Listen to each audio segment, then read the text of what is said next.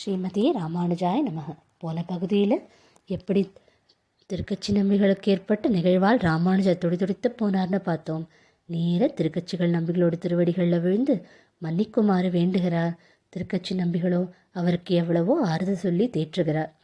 அப்போ ராமானுஜர் அவரிடம் கேட்கிறாராம், என் மனசில் சில ஐயப்பாடுகள்லாம் இருக்குது, அதற்கான விடையை நீங்கள் தான் வரதனிடம் கேட்டு சொல்ல வேணும்னு சொல்கிறார். திருக்கட்சி நம்பிகளும் ராமானுஜருக்காக ஒத்துக்கொள்கிறார். இப்போ அடுத்த நாள் போய் வரதனுக்கு கைங்கரியம் பண்ண வேணும் இல்லையா? திரு ஆலட்ட கைங்கரியம் பண்ணுகிறார். பண்ணிக்கொண்டே மெதுவாக ராமானுஜரை பற்றியும் பேசுகிறார் திருக்கட்சி நம்பிகள்.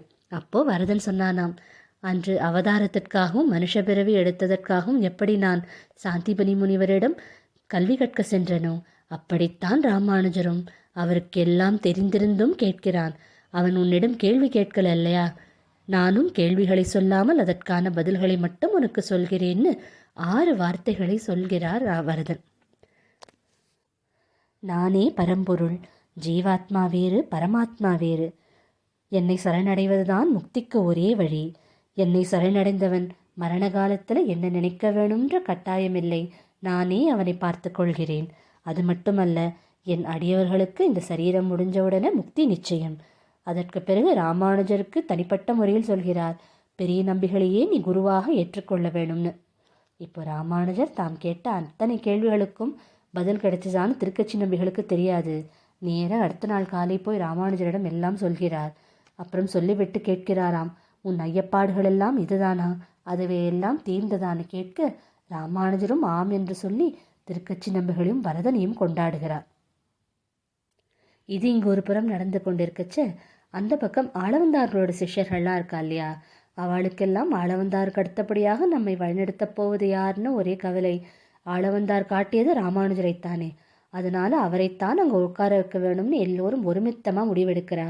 அப்போ அங்கே இருந்த பெரிய நம்பிகளை அழைத்து தாங்களே சென்று காஞ்சிபுரத்திலிருந்து ராமானுஜரை அழைத்து வர வேணும்னு சொல்கிறார்.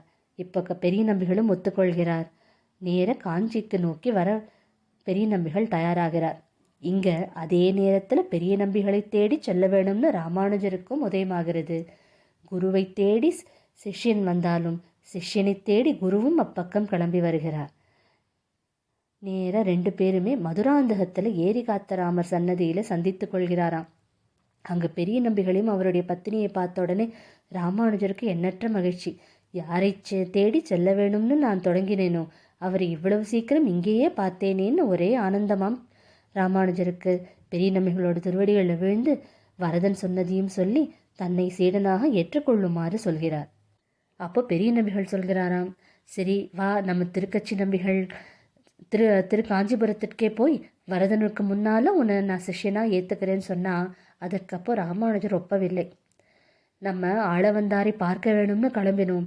ஆனால் நாம் அங்கு சேர்வதற்குள்ளே அவர் திருநாடு அலங்கரித்து விட்டார் இல்லையா? யாருக்கு என்ன தெரியும் அடுத்து என்ன நடக்கப் போகிறதுன்னு? ஒருவேளை இங்கிருந்து நான் காஞ்சிபுரம் போவதற்குள் என் உயிர் போய்விட்டால் அப்புறம் தங்களுடைய ஆச்சாரியனாக அடையும் சௌபாகியம் இருக்காது இல்லையா?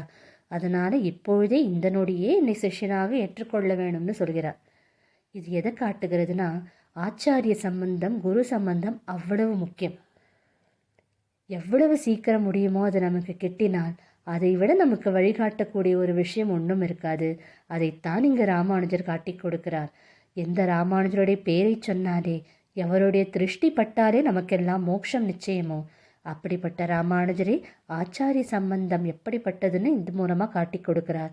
அதனால் ராமானுஜருடைய இந்த ஆர்வத்தை பார்த்து பெரிய நம்பிகளும் பூரித்து போய் அதே ராமர் கோவில்லையே ஒரு மகிழ மரத்தடியில் ராமானுஜருக்கு சிஷ்யனாக ஏற்றுக்கொள்கிறார். அன்னைக்கு எப்படி பரதாழ்வான் ராமனை முன்னிட்டு கொண்டு நாட்டை ஆழ்ந்தான் இல்லையா, அதுபோல ஆளவந்தார் சார்பில் நான் உன்னை சிஷ்யனாக ஏற்றுக்கொள்கிறேன், உனக்கு குருவாக ஆளவந்தாரே இருப்பார்னு சொல்கிறாராம் பெரிய நம்பி. இனி தொடர்ந்து அடுத்த நடக்கவிருக்கும் நிகழ்வுகளெல்லாம் காத்திருந்து சேவிக்கலாம். ஸ்ரீமதே ராமானுஜாய நமக.